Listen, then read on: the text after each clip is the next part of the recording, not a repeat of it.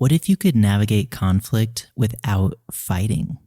A lot of people don't realize that just because you're in a conflict doesn't have to mean that you're in a fight. Although that is the mainstream way of relating to conflicts, you just assume that you're not on the same team, that you're turning against each other. And that's why I want to share with you 8 best practices for navigating conflict together, because more likely than not, you didn't learn this as a kid. And that's not your fault. No shame to your parents. It's not their fault either.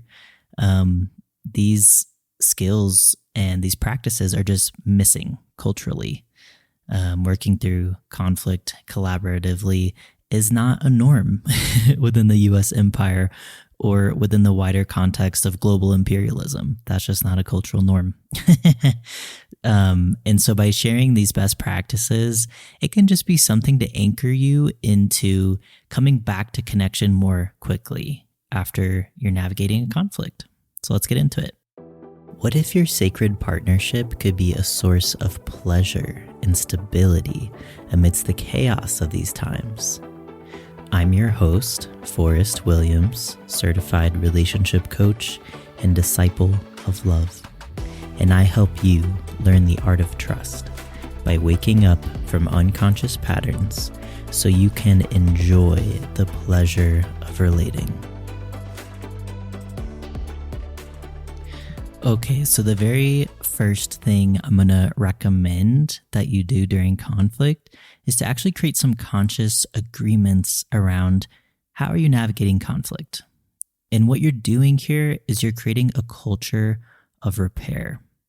Because if you default to the programming that you grew up with, it's essentially war programming, so that war paradigm is not going to lead you towards connection. It's always going to lead you towards disconnection.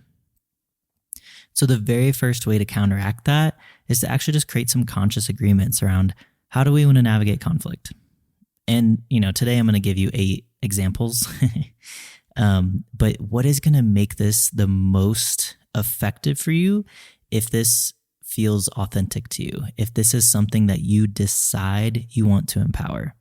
So if there's one of these things that you don't resonate with, don't include it because it's not going to work for you. It's only going to work if these are actual agreements. What do I mean by agreements? Well, let's look at what is the difference between a rule and an agreement. Let's start with the rule. So if you think of a ruler, like a king or a queen, someone who rules over, this is not a collaborative paradigm. This is part of that hierarchical relationship war paradigm. So a rule, just for example, if I were to tell you, okay, here's 8 rules for navigating conflict, it sounds mandatory. I'm laughing because I would never say that. It feels awkward. And if you were to not follow one of these rules, it's so easily breakable. So you're breaking the rules. It's flimsy, it's fragile, it's brittle. It's not an effective container. You want a container that can be flexible, but also powerful at the same time. And rules, they're easy to break because more likely than not, they're coming from the outside in, meaning it could be me telling you this is a rule, you have to follow it. Or it could be a king or a queen is telling you a rule, or even the government. If you're not agreeing to it, then it actually is more of a rule because it's someone else's decision. It's not your decision. So the difference between a rule and an agreement is that an agreement is a mutual collaboration. There's mutual consent. You're both emotionally invested in what you're agreeing to. And this makes a huge difference because what you're looking at here is creating a container for conflict. So if there's zero container at all, you're going to default to those war relationship norms. You're going to turn against each other. Things might escalate. It could really get emotionally intense really quickly because there's no conscious way of relating to it. You're just reenacting those war norms. So the container is the thing that's going to counteract those unconscious war norms. And so the stronger the container, the more effectively you're going to be able to stay on the same team and collaborate through conflict. And that's the whole idea. So let me give you an example. If you create a container that's based on rules, maybe one of you breaks the rules. So let's say your partner breaks the rules and you say, hey, you're breaking the rule. That's not allowed or whatever. It's going to feel like it's pushing you further apart and not bringing you closer together. Because you're essentially saying, hey, and there's this energy of punishment behind it. And of course, punishment is not a connecting vibe. Punishment does not motivate anyone. Maybe it might motivate you out of fear, but fear is not a connecting energy. It's an energy that has you tense up and defend yourself.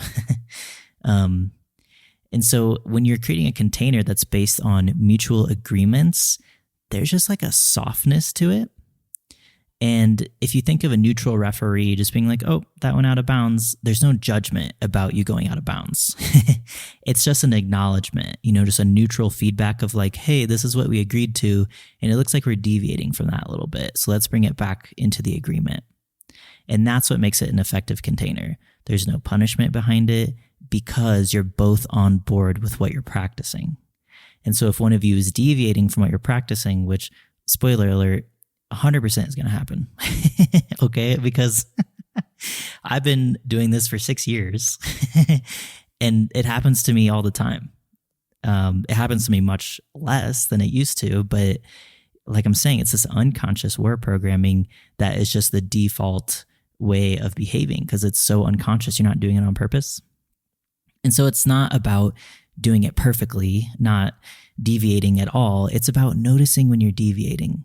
Because what you can expect is that programming is going to show up. And so you just want to be able to spot it when it's there. Because when you're spotting it, that creates the opportunity to bring it back towards the container, towards what you're agreeing to. So the first recommendation I would offer as a best practice when you're navigating conflict is to create conscious agreements. And like I said, this is going to be unique to each person involved. It could be unique to your personality, to your triggers. You might know what you need during a conflict better than I know what you need. I might not know you. I might know you. I don't know who's listening to this. But the point is that it's going to be unique to everyone. What I'm offering you today is just some general best practices, but you can always tweak these to be more authentic to you. Because if I just told you, okay, go make your own conscious agreements, you might be like, where do I start? And so I'm just giving you a framework to kind of pull from. But again, I'm going to say this because it's actually like the most important thing. If both of you are not on board with one of these agreements, then it's not an agreement. It's a rule, and it's not going to be effective because rules don't bring people closer together. So keep that in mind as I share these best practices with you. Best practice number 2 is to stay on the same team. I mean, this is actually human nature, is to collaborate, is to love. And it's really that foreign energy, that war energy that creeps into our aura, creeps into our energetic space that has us turning against each other during conflict. So let's actually just look at what's the difference between a fight and a conflict, because this could really change the way that you even just approach conflict or look at conflict. That can make it a lot easier to stay on the same team. So when we look at a conflict, really it's just a misalignment. And a misalignment can be neutral, it can be positive, it can be negative. It just depends on how you relate to it. So the idea here, let me give you just a neutral example of a misalignment, a scheduling conflict. Let's say you're booking with your therapist and you're like, hey, do you have anything on this date? And they're like, no, but I have something on this date. It's a very neutral thing. It's not emotionally charged. You're not feeling rejected because there's a scheduling misalignment. What you're doing is you're actually working together to find where do you finally align. It might take 2, 3, 4, 10 times before you get there. And so the question I have for you is, how do you want to approach misalignment? Do you want to collaborate, stay on the same team, or do you want to turn against each other, which is essentially a fight? And I don't have to explain this to you. You know which one is the more connecting and actually the more productive option. So what is the difference between a fight and a conflict? A fight means you're turning against each other. A conflict is just a misalignment. So you get to choose. Do you want to collaborate when there are misalignments that come up? So scheduling conflict is really easy to comprehend because it is neutral. But let's say, let's look at an example that is not neutral. So let's say you say something that really triggers your partner and you had no idea, you don't understand where their big emotional reaction is coming from. So you're having a misalignment in emotional experience. You're feeling totally cool, calm, your nervous system is regulated, your partner is having an emotional reaction. There's a level of emotional intensity that is increasing that you're just not experiencing. And so in that way, your emotional experience is misaligned. Or we could even look at maybe the behavior that you did or the thing that you said carries a different emotional weight for each of you. And so it's misaligned in the weight that it carries. So obviously when there's emotional weight attached to a conflict, and especially, if it's one person and not the other, you're more likely to have some sort of unconscious reaction to this. So let's say you feel some pain and you lash out, could be an example. And I made a whole episode about weaponizing pain, which is a very common unconscious pattern people fall into these days. Episode 2, if you want to go deeper into that. But what I want to offer you here is, what is a way to disrupt this pattern? And I mean, this is actually really simple. And in my experience personally, this really works for me and my partner. So I mean, this happens. It's not that my partner's always lashing out of me or something. It goes both ways, we fall into these unconscious patterns. But a few times when my partner has felt pain and then lashed out at me, I would just ask, I'm like, are we fighting? And notice I'm not saying it from a place of punishment or judgment. I'm asking it in a way that's neutral, like the referee saying, hey, are we out of bounds? Can we actually just look at this together? Because I'm not saying, hey, are you attacking me? Which is way more charged. I'm accusing her basically of doing something to me. But it's are we fighting? We're in this together. Are we on the same team or are we not? That question has been really disarming. So what it does is, it's not something you would normally do. It's not a default programming thing to say. And so in a way, it's like throwing a wrench in the programming. So it kind of makes you do a double take and it kind of helps you snap out of it. And you're like, oh my God, are we fighting? I think I'm reacting. And again, this will only work if there's a mutual agreement to not fight. If there's a mutual agreement to stay on the same team, which means despite the pain, the stress, the tension, or whatever is coming up for you, can you collaborate as much as possible? And I'm not saying that's an easy thing to do. It is a practice. It's something you practice over and over again. And like I said, I slip up all the time, and that's okay. I'm actually not upset about that at all because I am practicing collaboration. And as long as that is my intention and that's the shared intention between me and my partner, it really helps me notice in the moment whenever I'm deviating from collaboration. And it's that practice of noticing and then realigning towards my intention or our mutual agreements that, I don't feel any guilt. I don't feel any drama about it. I'm like, oh, whoops, my unconscious programming came out. Sorry, did that hurt? Let's repair that, But what matters is that you're bringing it back to collaboration. That is the practice. And the more you do that over time, the easier it's going to be and the more consistently it's going to happen without you needing to try so hard to do it. What you're doing by practicing this is you're creating a new habit until eventually it becomes your new automatic. So this is how you reprogram that unconscious war programming. You just practice something over and over again. And if you mess up, okay, don't make it the end of the world because it's like you're going to move forward one way or another. And so do you want to move forward with a bunch of weight and heaviness and judgment? Or do you want to just actually pick yourself up, brush yourself off, and move forward? You get to choose your experience here. So staying on the same team, a practical tip is it's just like disrupting the pattern by meeting that kind of energy of an attack or some pain that's being projected outwards with this kind of question that's rooted in neutrality and curiosity. It's not an accusation or a punishment, but it's like, are we on the same team? Are we fighting? And that there is an invitation to realign to the agreements. And look, this is easier to do if one person is triggered and the other is not. A lot harder to do when both of you are triggered because maybe you are reacting and you're fighting, okay? But even then, there's still the possibility of observing like, oh, this doesn't feel great. This fighting feels disconnecting. What is the next step? What would it take for us to reconnect? And this could be something you could do. You could just be like, oh my God, are we fighting? And then of course, maybe it's too soon to be like, yeah, we're fighting. LOL, let's get back together. Maybe there's a lot of hurt and a lot of emotional weight there. And so it's fine to take a break. Just because you notice you're fighting doesn't mean you get to just like skip into the sunset holding hands through a field of flowers.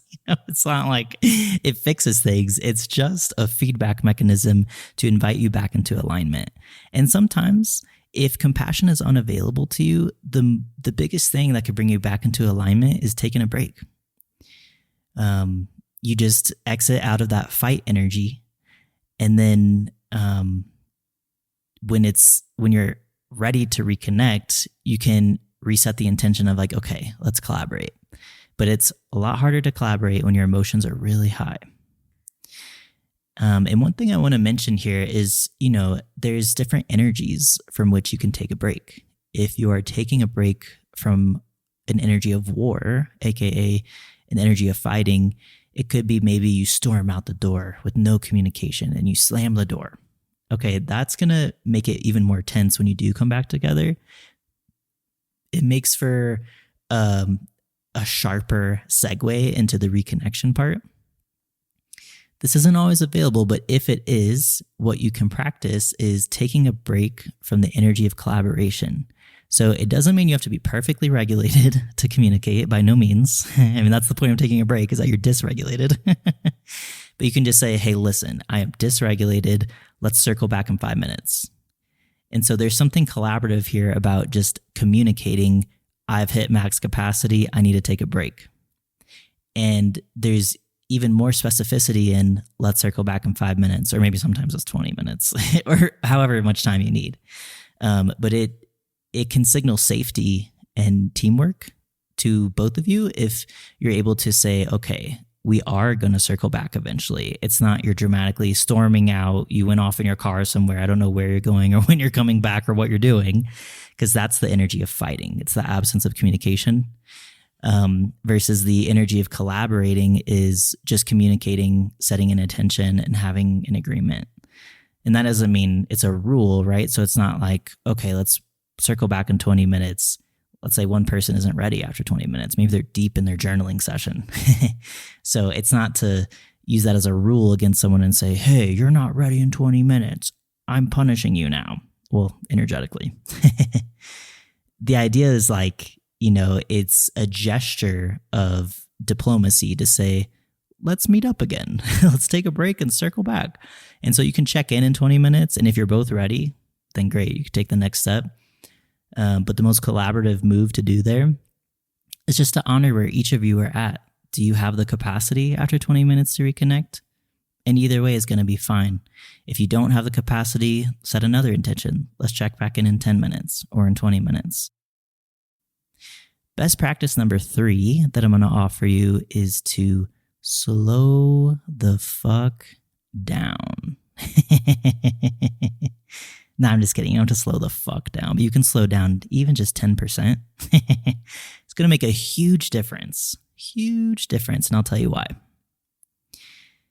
There is a study that they did. I don't have this off the top of my head. I actually learned this in college. It was like in a sociology class. It was fascinating. But there's a legit study behind it where I think it was New York City. There was a homeless person on the street asking for money, and they had sociologists observing the whole interaction.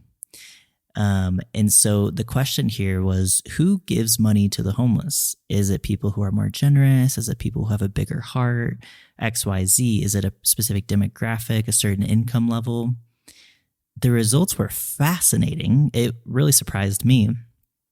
It turns out the people that gave money to the homeless, it had nothing to do with demographics or income level, or how kind-hearted they were, although I'm sure that's true to some degree. I don't know. But the findings of the study found that people who were less in a rush were more likely to give.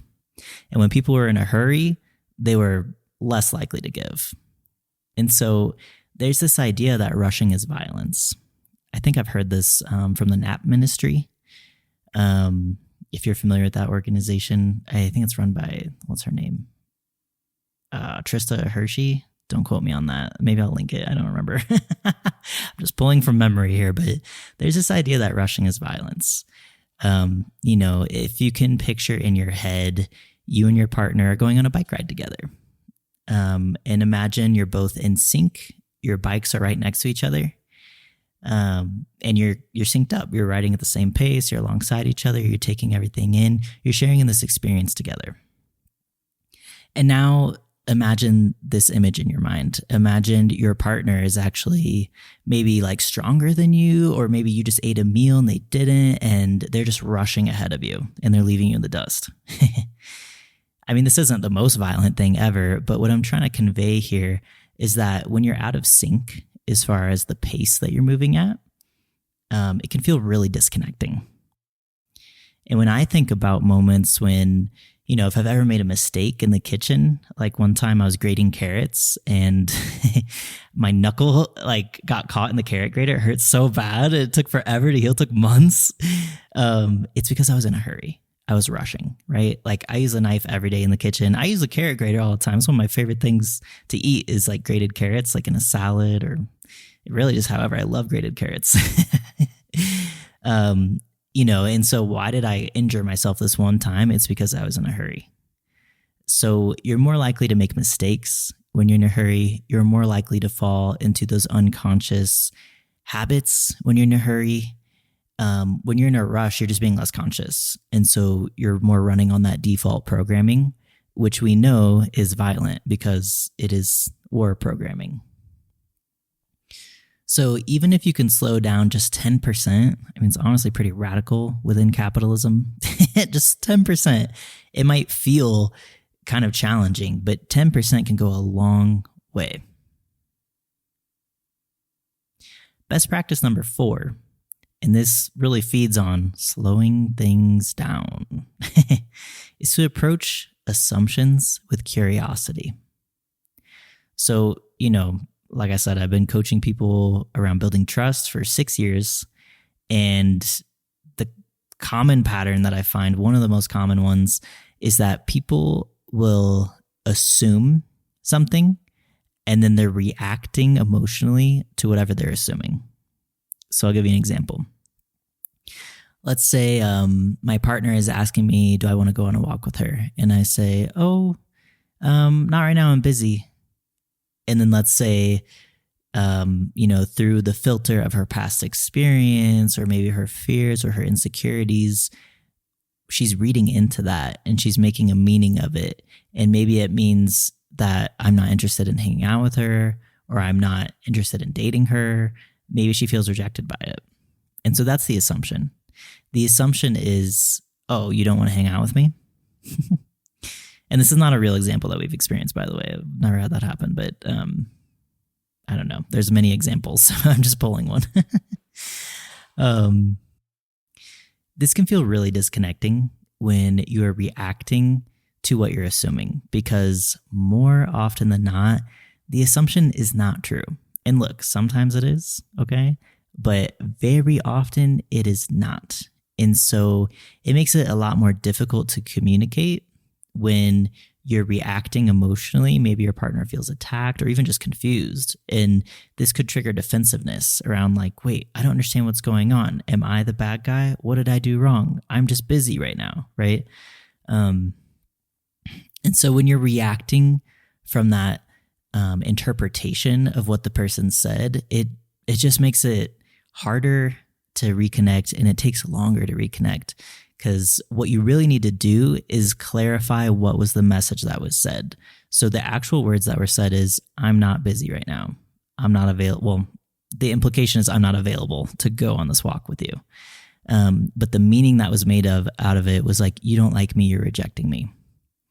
And so how do you approach assumptions with curiosity? Well, first you just have to let that feeling kind of move through its waves in your body, because feelings do move in waves. They are energy in motion. So part of this is slowing down, taking a pause before communicating. Take a deep breath. Let that feeling just kind of ebb and flow. You can observe it. And then you could even name like, ooh, I noticed I'm feeling some tension in my chest, or, ooh, that kind of held some weight for me. Is this what you're saying? Are you saying that you don't want to hang out with me right now? Because that's what I'm hearing, or that's what I'm understanding. And then, the next person could be like, oh, not at all. I would love to hang out with you. I'm just actually busy in this moment, but in like 20 minutes, we can go on a walk. Are you available then? And then boom, conflict resolved. There's an alignment. There's a resolution. But in the contrast, if you were to initiate that conversation from, you don't like me, or maybe it's not even something you say, maybe it's just an emotional reaction you have, where you're acting maybe in defiance. Maybe you go, huh, and you kind of stomp your feet. I mean, that's an exaggeration. But you can just get an idea of the energy of, okay, well, I'm going to treat you as if you're rejecting me now, and now I'm going to harden against you, and I'm going to close off against you, and I'm actually going to ignore you later when you are available. It's just disconnecting, right? So noticing your assumptions is going to go a long way, and clarify, is this what you meant to say? Because this is how I'm interpreting what you said. So let's actually take a little pause right here, because as I was editing this, I was listening and I was thinking, oh my goodness, this is so much information. It's just a lot to take in. So I think it makes the most sense to actually split this up into two different parts. So to listen to the remaining 4 best practices for conflict, check out the next episode. Oh, and by the way, my partner, Phoenix Grace, and I are going to be hosting a 4-month course coming up here on August 10th, where we're going to spend a whole month going into conflict. So if you want to dive deeper into this and really put the emphasis on how are you putting this into practice, where you're getting stuck and receiving some really personalized support, you can check out our 4-month course. It's called The Conscious Couple, and I'm going to tell you a little bit more about that right now. If you're serious about making your partnership a source of pleasure and stability amidst the chaos of these times, my new course, The Conscious Couple, is for you. This is a radically holistic course for couples who value spiritual growth and want to invest in their relationship. I've designed this course to help you transform unconscious patterns so you can grow together, not apart. What makes it radically holistic? Well, it's not just a bunch of information that you take in and forget about later. It combines somatics, energy work, aka using your third eye, group coaching, and support in between meetings. This course is co-facilitated by my partner, Phoenix Grace, who is a professional psychic with over 9 years of professional training. We begin August 10th, and if you register by July 27th, my partner, Phoenix Grace, will gift you with a free couples astrology reading. These are super cool. She essentially combines both of your charts to read how compatible you are, what kind of karma you might have, and look at how you might support, challenge, or trigger each other. Keep in mind, this is limited to only 5 couples, so this is a very small, intimate container where you can really receive some support. To register, visit consciousrelating.org and click The Conscious Couple.